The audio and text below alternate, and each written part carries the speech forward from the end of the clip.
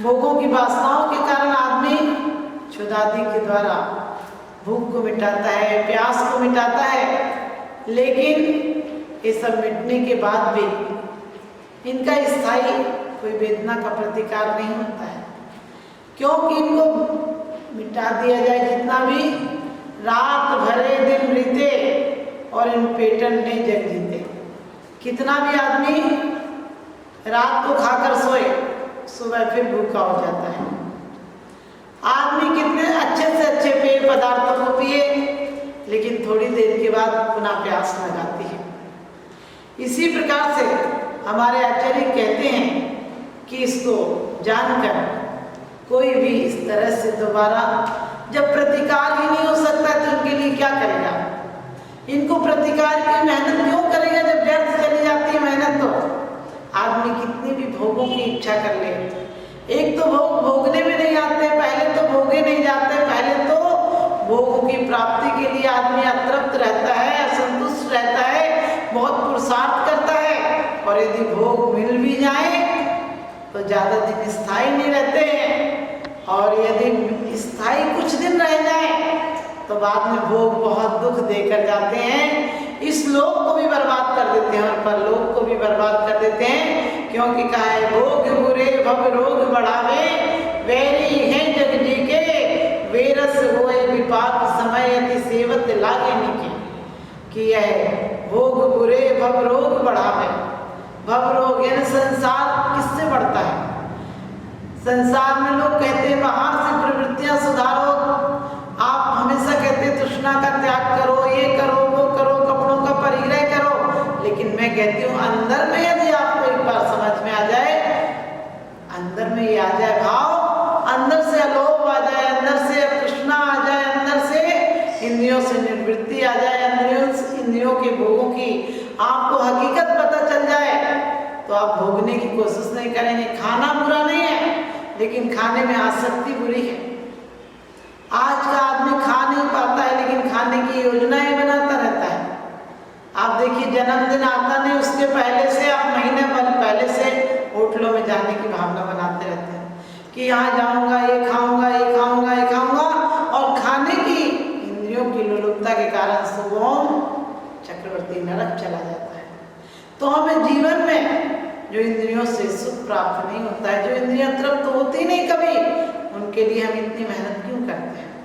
उनके लिए सारा पुरुषार्थ क्यों लगा देते हैं? एक इंद्रिय, और इंद्रियां तो अपनी अपनी इंद्र की तरह स्वतंत्र हैं, वो कभी भोगों से तृप्त नहीं होती हैं। उनके लिए गुलाम नहीं, उनके लिए तो लगाम चाहिए।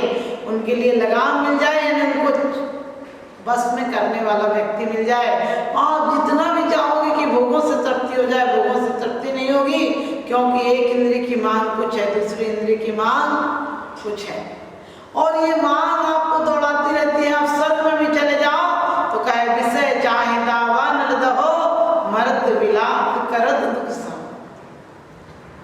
वहां पर भी भोगों की तृष्णा, पल्लों सागरों आप भोग लें, लेकिन वहां भी मरते टाइम ये भोग रुला कर जाते हैं, रुला कर तुम्हारी दुर्गति में पैदा कर देते हैं तुम्हें। इसलिए हमारे आचार्य कहते हैं कि इन भोगों की कैसी तृष्णा से सुख कैसा, और जब तृष्णा से सुख नहीं तो फिर तृष्णाओं की बढ़वती, तृष्णाओं की आसक्ति कैसी? हम एक एक इंद्रिय के बस होकर हाथी, मछली, पतंगा और सांप, हिरण आदि अपनी जान दे देते हैं, भौरा अपनी जान दे देता है, लेकिन हम तो पांचों इंद्रियों के गुलाम बने हुए हैं, और हम उनको सुखी समझते हैं जो पांच इंद्रियों के भोगों की जिन्होंने अंबार लगा ली हैं। पांचों इंद्रियों के भोगों में जो लगे हम सोचते हैं बहुत पुण्यशाली है, लेकिन उन्हें पुण्यशाली नहीं कहा हमारे आचार्यों ने, उन्हें पुण्यशाली नहीं कहा, बल्कि उन्हें पुण्यशाली कहा बड़भाग रत्नात्रय धरे। जो बड़भाग तो वो हैं जो रत्नात्रय धरते हैं। कहा है कि विषयासा वसति तो निरारंभो परिग्रह ज्ञान ध्यान तपो रखता तपस्वी सप्रशस्ते। वो तपस्वी प्रशंसा के योग है कि जिस सम्राट के लिए नहीं लिखा कि वो प्रशंसा के योग है, लेकिन तपस्वी प्रशंसा के योग हैं, क्योंकि ज्ञान ध्यान और तप में लीन रहते हैं। अपनी बुद्धि को, अपने विवेक को ज्ञान में लगा दिया, अपने समाप्त कर दिया। और ज्ञान ध्यान तपो रखता। आप जो तपस्या करते हो वो तपस्या नहीं है। आप खाना छोड़ भी देते हैं तो आपको खाने की याद आती है। आप पति से मुड़ते हैं, लेकिन या तो राग में जीते हैं या त्याग में जीते हैं, आप वीतराग में नहीं जीते हैं। हम लोग हमेशा यदि एक दिन उपास करना हो तो योजनाएं बनाते हैं कि कल उपास करना है, आज अच्छे से खा लो, यानी खाने का भाव अभी मिटा नहीं। जिस दिन उपास होता है उस दिन भी आप लोग ये कहते हैं कि आज तो हमने खाना नहीं खाना, आज तो हमें खाना नहीं खाना। खाना दिमाग से नहीं जाता है, आपका ध्यान थोड़ा सा हट जाता है, एक तरफ नहीं जाकर दूसरे रास्ते में चलने लगते हो। लेकिन चलना विराम नहीं होता है। और धर्म उस चीज का नाम है, धर्म उस वस्तु स्थिति का नाम है, धर्म उस मन स्थिति का नाम है जो अपने आप में आपको तृप्ति दिला देती है, जो अपने आप में आपको संतुष्टि दिला देती है। भोगी ऐसा नहीं कि भोगता नहीं, भोगी भोजन करता है, लेकिन भोजन के बाद भी उसे तृप्ति नहीं होती है। और योगी को भोजन नहीं भी मिले तो आत्मा रूपी भोजन में तृप्त रहता है, आत्मा रूपी भोजन में लीन रहता है और उसे खाने का ख्याल नहीं आता है। योगी जो तपस्या करते हैं वो तपस्या करनी नहीं पड़ती है, जो करते हैं वो तपस्या हो जाती है। एक एक व्रत उनको लेना नहीं पड़ता है। आत्म ध्यान में इतने लीन रहते हैं कि महीनों महीनों नहीं उठते हैं तो भी उनकी सुख धारणाएं, उनकी सुख आश्रम होता उनको, जिनसे उनकी पुद्गल परमाणुओं की पूर्ति भी, पुद्गल वो वर्गणाएं आती है जो हजारों वर्ष तक भी तपस्या करने के बाद क्षीण नहीं होती है काया। आपने देखा आदिनाथ भगवान 6 महीना उठे नहीं आहार को, और उठे तो बाद में 6 महीने तक विधि नहीं मिली, लेकिन कोई खेद नहीं था। यहाँ तो एक दिन यदि भोजन नहीं मिले तो आप परेशान हो जाओगे। और क्योंकि हम लोगों को भोजन की ऐसी आदत पड़ी है, दे चन्नाद कीटकम दे अन्न का कीड़ा है। आप लोग रोज क्षुधा रोग विनाशनाय की अर्घ चढ़ाते हैं, पूछो क्या क्यों चढ़ाते, तो कहते हैं भूख शांत हो जाए।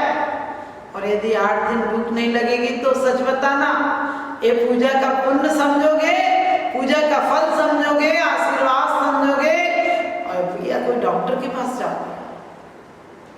आप बड़े बेईमान हो। मंदिर में तो बहुत अच्छी इंद्रिय त्याग की, इंद्रिय व्यर्थ है, इंद्रियों की तरफ नहीं जाना चाहिए, घोड़ों को बस में करना चाहिए, इंद्रियों को बस में करना चाहिए, इंद्रियों का निग्रह करना चाहिए, ये सब बात पढ़ लेते हैं। लेकिन जैसे ही मंदिर से निकलते हो शास्त्र वहीं रह जाता है और तुम्हारी इंद्रियों की दौड़ शुरू हो जाती है। यदि मंदिर से भी आता आदमी और कोई कचौड़ी समोसे की दुकान दिख जाए तो वहीं खाने लगता है। यदि 10 दिन उपवास करता है, 10 दिन व्रत करता है 10 लक्षण में, तो 11वें दिन ऐसा फूट के गिरता है जैसे सालों से नहीं खाया। आप बताओ, ये आपने सिर्फ आसक्ति को रोका है, आपने आसक्ति को विरक्ति का रास्ता नहीं दिखाया। जिस दिन आसक्ति विरक्ति हो जाएगी, जिस दिन आसक्ति की आप परिणाम समझ लेंगे कि जब तृप्त नहीं होती तो इतना पुरुषार्थ क्यों करना। खाना कोई पाप नहीं है, खाना शरीर को चलाने के लिए खाना चाहिए, लेकिन शरीर को क्यों चलाना, शरीर को तपस्या के लिए चलाना चाहिए। क्योंकि हम जीवन की कला नहीं सीखेंगे। एक राज दरबार में एक व्यापारी आया और वो अपने साथ गाय लाया था। राजा को उसने लाकर पहले दिन खोवा दिया, राजा को खाने में बहुत अच्छा लगा। दूसरे दिन रबड़ी दी, वो भी बहुत अच्छी लगी। तीसरे दिन उस खोवे के रसगुल्ले बनाकर लाया, राजा तो खुश हो गया, कहने लगे ऐसा क्या है तुम्हारे पास, कौन सा पेड़ है। उसने कहा कि हमारे पास है जानवर, उससे मैं लाया हूँ और वो जो देता है उससे ये सब बन जाता है। 6 महीने तक राजा ने अच्छे अच्छे पकवान खाए उससे बने हुए, दूध से बने हुए। 6 महीने बाद व्यापारी बोला कि राजा आज्ञा दो, मैं अपने गांव वापस जा रहा हूँ। राजा ने कहा जो लाए थे उसको यहीं दे दो, उससे हम अपने यहाँ पकवान बनाएंगे और हम आराम से रोज स्वाद लेंगे। उसने कहा ठीक है। और अब राजा से उसने ये भी कहा कि कला तो सीख लो। राजा बोला कला सीखने की जरूरत नहीं, हमारे यहाँ बहुत नौकर हैं, हम अपने आप बनवा लेंगे, तुम तो उसको दे जाओ। बस ये बताओ कि कि जो देगा उसी से, तो बोले हाँ जो देगा उससे ही बनता है पकवान, तो बोले वो हमको दे जाओ। और राजा ने अपने नौकरों से कहा कि जिससे पकवान बनाता वो चीज़ लेके रख लो अपने यहाँ, और रोज तुम पकवान बनाना, वो जो कुछ दे उससे पकवान हमको बना बना के खिलाना। और वो तो बिल्कुल तैयार थे कि कुछ देगी तो पकवान बनेंगे। पहले दिन उसने गोबर दिया, लोगों ने कहा कि ये दिया है राजन, तो राजा बोला अरे ये तो काला काला है, रोज तो गोरा गोरा आता था। उसने कहा यही दिया है। राजा बोले और देखो और कुछ देगी। फिर उसने मूत्र दिया, राजा को लाकर गिलास में दिया। राजा बोले ये तो बिल्कुल अजीब चीज है, क्या बात है, रोज तो बहुत अच्छे अच्छे पकवान आते थे। और राजा ने चखा और थूकने लगा, कहने लगा ये क्या है। और उसी व्यापारी को दोबारा बुलाया, कहने लगे तुम धोखा दे गए। उसने कहा धोखा नहीं दे गया, मैंने आपसे कहा था कि कला सीख लो, कैसे बनता है कैसे निकलता है। आपने कहा हमारे यहाँ सब कलाकार हैं, ज्ञानी लोग हैं और बना लेंगे अपने आप, तुम तो दे जाओ। मैं दे गया था, आपको पता है राजन, वह गोबर भी देती है और मूत्र भी देती है, लेकिन दूध भी देती है। दूध निकालने की कला होना चाहिए। और कहते हैं राजन को अपने बात का पछतावा हुआ कि वास्तव में गाय तो गाय होती है, और जो देती है उसे पकाने की कला होना चाहिए, निकालने की कला होना चाहिए, और वही कामधेनु का फल भी दे सकती है, वही आपको अच्छे अच्छे पकवान दे सकती है। और वही सहज चाहोगे कि जो मिले तो सहज तो भोगों की तरफ प्रवृत्ति जाएगी। सहज के भोग तो आपको नरक गति और दुर्गति ले जाएंगे, लेकिन आपको जो योगों की कला है, जो योगों की कला आ जाएगी, तो आपने देखा नंदी सेन जैसा ऐसा भागा व्यक्ति जिसको कि गर्भ में आते ही पिता का देहावसान हो गया, पैदा होने के बाद कुछ दिन बाद मां चल बसी, राज भ्रष्ट हो गया, सब कुछ समाप्त हो गया, दाने दाने को मोहताज हो गया, मामा ने करुणा करके पाला। लेकिन कहते हैं पुण्य फले तो सब फले, वनिज खेद व्यापार। यदि पुण्य का आश्रम किया तो संपदा क्या प्रयोजन रखती है, छप्पर फाड़ कराती है। और पाप का उपार्जन किया तो संपदा को कब तक संभालोगे, ताले तोड़कर चली जाएगी।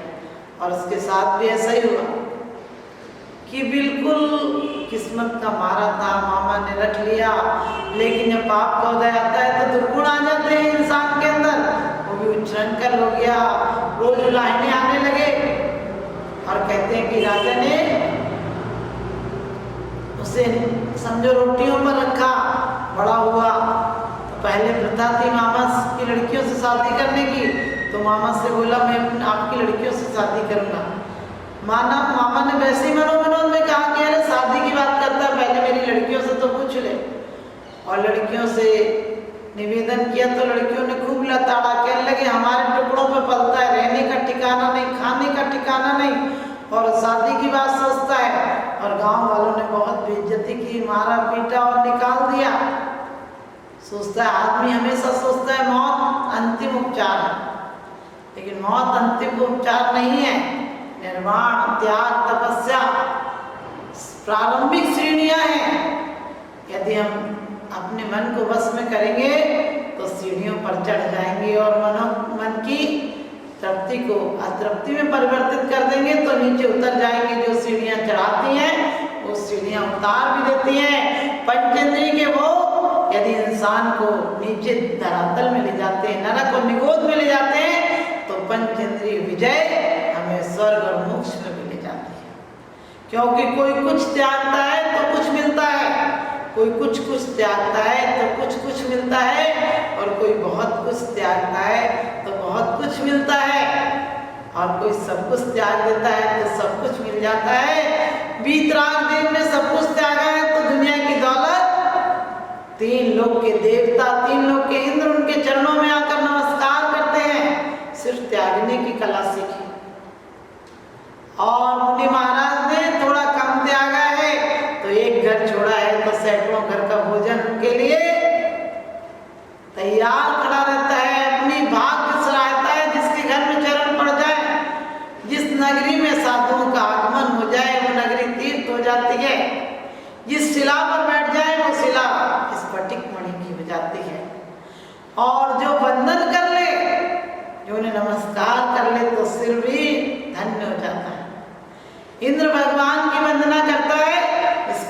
भी इंद्र का कोई पुण्य नहीं है, लेकिन सिर्फ भगवान की वंदना करता है, इसलिए इंद्र पुण्यशाली कहा जाता है।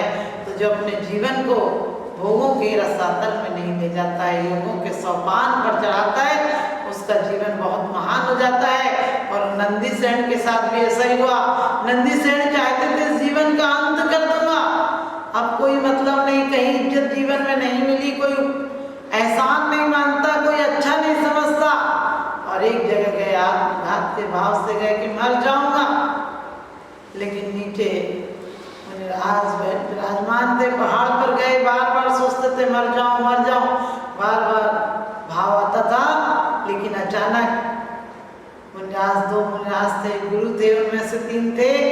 दो मुनिराज पूछते महाराज कौन है? कहते तुम्हारे होने वाले पिताजी हैं। बोलते फिर ये ऊपर क्या कर रहे हैं? बोलते उनको बुला के लाओ। मुनिराज गए ऊपर, बोला कि नीचे चलो, तो कहते मुझे नहीं जाना। कहते क्यों नहीं जाना? कहते मरना। तो बोले फिर क्यों नहीं मरे? कहता मैं ऐसा बदनसीब हूँ कि सोचता हूँ क्या पता मौत भी आएगी कि नहीं आएगी। वो कहते नीचे तो चलो, और नीचे ले आते हैं उनको, और नीचे ले आते हैं उनसे। मुनिराज को वो अपनी सारी घटना बताते हैं। मुनिराज कहते हैं कि तुम तपस्या को अंगीकार कर लो, तुम्हारे सारे कर्म कट जाएंगे, तुम भोगों की लिप्सा को छोड़ दो। और वो शुरू में तो मुनिराज के कहने से मुनिराज कहते हैं कि तुम्हारी देह के साथ